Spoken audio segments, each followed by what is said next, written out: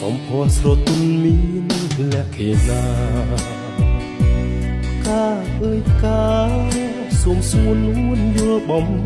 ណងក្តីស្រឡាញ់ពេញព្រាដួងចិត្តនៃបង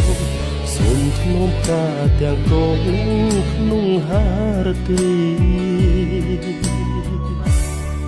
សែនស្នេហ៍បុប្ផាខ្នងព្រៃកាមានន័យរូបឆោមលោមពណ៌បរិសុទ្ធដោយកំរ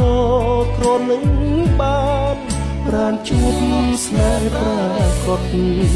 ធ្នមតែផ្កាមួយគត់មិនបោះបង់